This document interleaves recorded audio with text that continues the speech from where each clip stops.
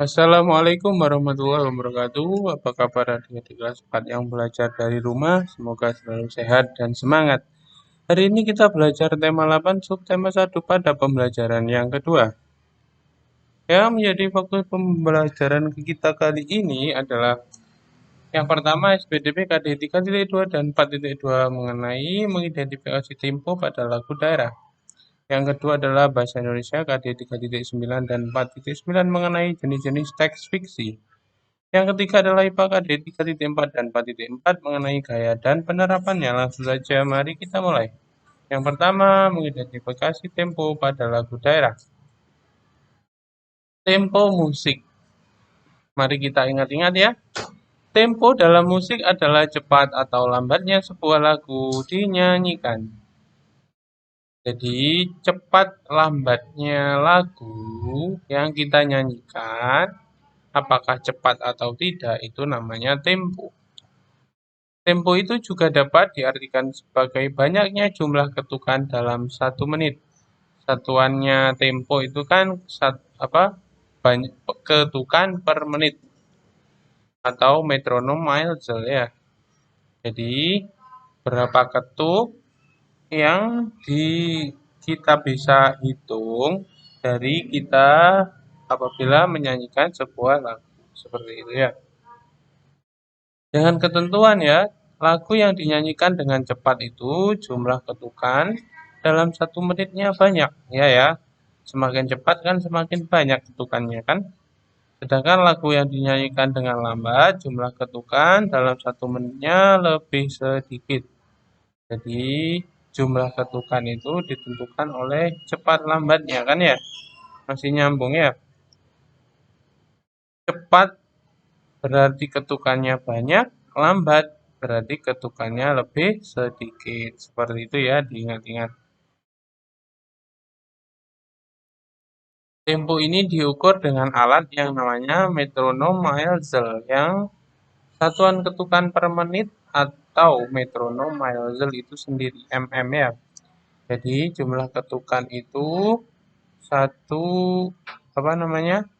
eh, per menit berapa ketukan yang didapat apabila kita menyanyikan sebuah lagu itu namanya tempo yang diukur dengan alat yang namanya metronom milesel seperti ini ya bendanya itu metronom milesel.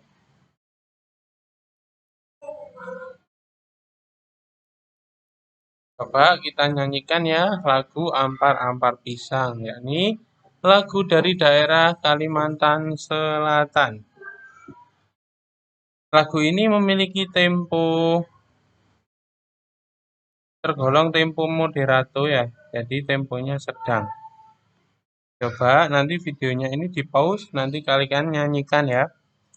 Juga saya berikan contoh lagu yang diiringi dengan instrumen dari lagu Ampar-Ampar Pisang. Baik, kalian pause dulu, nanti kalian putar video yang berupa lagu ya di bawahnya video ini. Kita lanjut, yang kedua adalah jenis-jenis teks fiksi pada pelajaran bahasa Indonesia. Apa itu teks fiksi? Kita ulang ya penjelasan kemarin, yakni teks yang berisi cerita yang bersifat hayalan, rekayasa, atau rekaan manusia. Jadi teks fiksi itu hanya dibuat-buat ya, tidak asli, tidak nyata. Cerita fiksi ini menceritakan sesuatu yang tidak ada dan tentunya tidak perlu dicari kebenarannya. Jadi, cerita fiksi itu hanya buatan manusia, ya, bukan kisah nyata. Jadi, ya tidak usah dicari kebenarannya, ya. Hanya tujuan utama adalah untuk menghibur. Jadi, teks fiksi itu kita baca, kita cari unsur-unsur pembangunnya. Pada akhirnya diambil pelajaran dari cerita itu, yakni pesan dari penulis kepada kita sebagai pembaca. Seperti itu ya. Jenis teks fiksi ya, antara lain ada cerpen, novel, legenda, fabel, mite, dan saga. Ingat-ingat ya, ini perbedaan-perbedaannya dari berapa ini? Dari 6 jenis cerita fiksi. Yang pertama adalah cerpen. Cerpen itu berisi cerita tokoh pada suatu kejadian. Ya, cerita tokoh hanya pada suatu kejadian. Sedangkan bedanya kalau novel itu rangkaian peristiwa kehidupan. Jadi, ini beserta orang-orang di sekelilingnya ya. Jadi kira-kira novel sama cerpen itu lebih panjang mana? Kalian simpulkan ya. Tentunya lebih panjang yang novel. Karena cerpen itu hanya pada suatu kejadian ya. Sedangkan kalau novel, rangkaian peristiwa. Ini bisa dikatakan mulai dari kecil sampai rangkaian kehidupan. Rangkaian peristiwa dalam kehidupan itu namanya novel ya.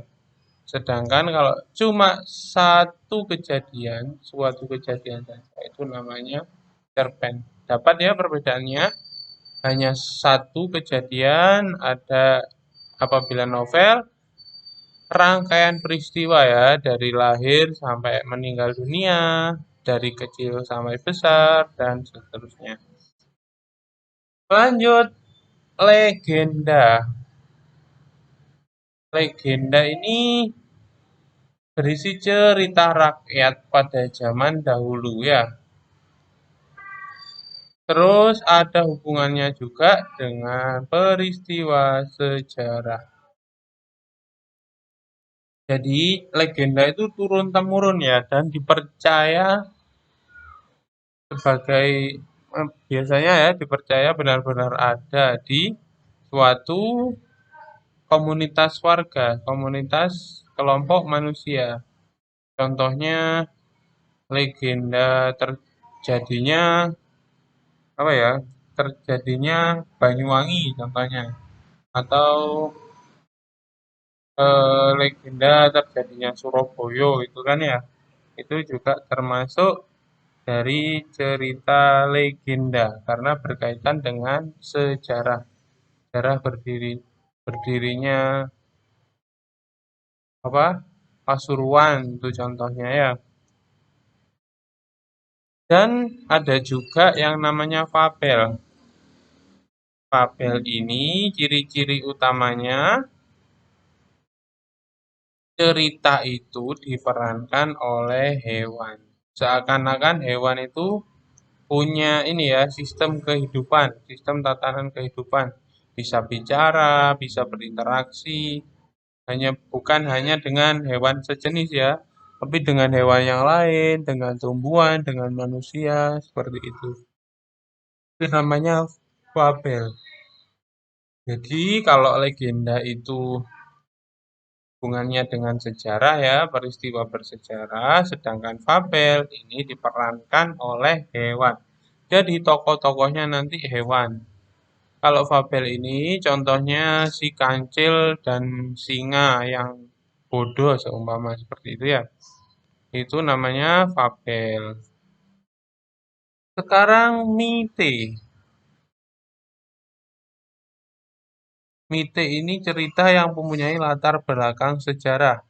Dipercayai oleh masyarakat sebagai cerita yang benar-benar terjadi dan dianggap suci. Ini biasanya penganut kepercayaan ya. Sana mereka apa? Mereka ini percaya bahwa hal itu mitos, mistis dan benar-benar terjadi. Contohnya bahkan apa namanya? Tetap eksis sampai sekarang. Contohnya legenda Nyi Roro Kidul itu ya, dari manusia yang terbuang, terus dia menjadi apa sakti, terus bisa menghilang dan tergolong dari bangsa lain seperti itu ya. Ada beberapa kelompok kan yang menganggap Nyi Roro Kidul itu kan orang yang suci seperti itu. Itu dari contoh dari cerita fiksi berjenis mite. Selanjutnya adalah saga atau cerita Panji. Ini ciri-ciri utamanya bersifat legendaris ya, bermuatan tentang kepahlawanan atau petualangan yang mengagumkan. Jadi, saga di sini apa heroik ya, seperti entah dari calon arang gitu ya, KR Langga, biasanya itu peperangan lah. Kalau film ini mungkin genrenya film action seperti itu ya. Jadi ada peristiwa yang apa namanya, apa, menggugah semangat itu ya, semangat berkorban, semangat berperang contohnya, hingga akhirnya tokoh-tokoh utama atau tokoh-tokoh pendukung itu adalah seorang pahlawan yang heroik seperti itu. Itu namanya saga. Apabila mungkin kurang paham tentang perbedaan dari keenam jenis fiksi ini, langsung saja ya kalian bisa bertanya melalui WhatsApp ataupun Google Classroom. Ini ada contoh teks fiksi ya, Harimau Bodoh dan Rubah Cerdik judulnya ya. Nanti kalian pause video ini terus kalian baca. Lalu kalian simpulkan ya, kisah ini yang ada di teks Harimau Bodoh dan Rubah Cerdik ini tergolong dari jenis teks fiksi yang tergolongan apa? Ya, seperti itu. Kita lanjut pembahasan ketiga pada pembelajaran IPA yakni gaya dan penerapannya. Kita fokuskan pada gaya otot ya. Gaya otot itu dapat membuat yang pertama, benda diam menjadi bergerak. Contohnya adalah benda diam menjadi bergerak. Contohnya apa? Ketika adik kalian ya menarik atau mendorong apa namanya, mainan mobil-mobilan itu ya, kan dia pertamanya diam, terus didorong atau ditarik hingga menjadi bergerak. Yang kedua, benda bergerak menjadi diam. Ini contohnya apa? Kalau kalian bersepeda ya, eh, ya, kalau kalian bersepeda ya, terus kalian kayuh sepedanya. Setelah itu, otot kaki kalian berkontraksi hingga telapak kaki kalian atau sandal kalian itu ya di apa eh, digesekkan pada ban itu ya, itu juga akan membuat benda bergerak menjadi diam. Ataupun kalian pada saat bermain bola, pada saat diumpan oleh teman kalian ya, itu kalian akan memberhentikan bolanya, kalian akan mengontrol hingga bola itu menjadi diam sejenak ya. Yang ketiga adalah mengubah arah gerak benda. Ini contohnya pada saat kiper ya. Kiper menjaga gawang itu ya. Pada saat ada tendangan, dia tepis hingga tidak jadi masuk bolanya. Itu adalah contoh gaya otot dapat merubah gerak benda. Dan yang keempat adalah mengubah bentuk benda. Seperti gambar ini ya. Mulai dari gambar apa namanya, benda berupa tanah liat, tanah lempung, nanti dibentuk sama gaya otot hingga bisa menjadi barang-barang gerabah seperti vas, ataupun kendi, ataupun benda-benda yang lain seperti itu ya. Nih contohnya ya. Ada contoh lagi mengenai pemanfaatan gaya otot dalam kehidupan sehari-hari seperti menendang bola, Ini merubah benda dia menjadi bergerak ya. Terus mengayuh sepeda juga ya, benda dia menjadi bergerak. Terus memotong kue. Ini merubah bentuk benda ya. Juga meraut pensil sama merubah bentuk benda. Sekian pembahasan kali ini. Apabila ada pertanyaan langsung saja ya melalui Google Classroom ataupun WhatsApp.